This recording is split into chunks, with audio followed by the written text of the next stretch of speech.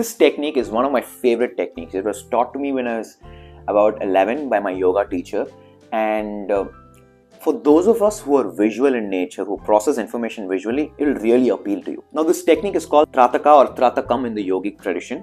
Practicing this technique has a healing effect on your agna chakra. It activates your agna chakra, which has to do with a lot of your intuition, your ability to make decisions, your ability to stand for yourself, etc. If you're into chakra psychology, you can always research about this, right? This technique involves using a candle or a diya. Diya meaning an oil lit lamp, oil, ghee, whatever works for you.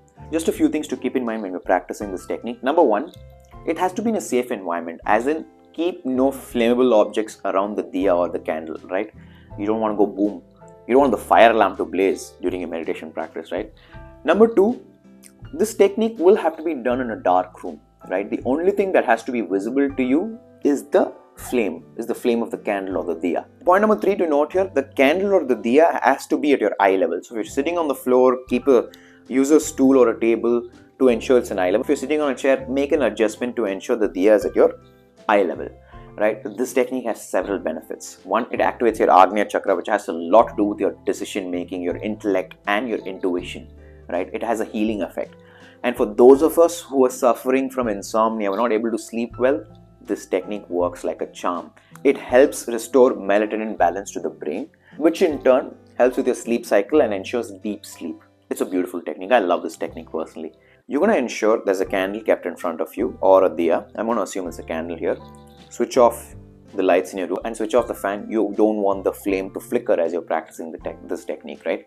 All we're going to do when we're practicing this technique is just focus on the flame, right? Gently. If possible, avoid blinking too much. Just focus on the flame.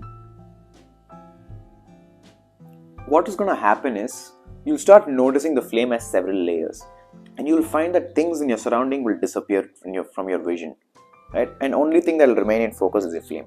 And as you continue this process, as you're focusing on this flame, your mind will come to a certain standstill. It'll be relaxed, right? When that happens, gently close your eyes. And the moment another thought occurs, right? Maybe you start thinking about your office, maybe about your girlfriend, or maybe about your finances, gently open your eyes and continue to focus on the flame until your mind again comes to a standstill, right? So, we're going to have a diya or candle kept at eye level, no ventilators disturbing the flame, just focus on the flame. Your mind will start relaxing on its own. It has its own calming effect, right? It has a lot to do with our evolution as well. Flames, fire, a bonfire gives the human mind a certain sense of security. Just watch, you will feel a sense of calm. And as you get quiet and your mind gets still, gently close your eyes at the point of stillness. And the moment you realize another thought is occurring or you're going away in another direction of thinking, gently open your eyes, focus again on the flame, right?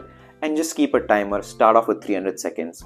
And as you go along, you can keep increasing the time, right? It's a very beautiful technique, soothing for the eyes, healing for the eyes, helps with getting your sleep cycle right, and also ensures deep sleep. For those of you who are interested in chakra psychology, do research on the effects it can have on your agna chakra.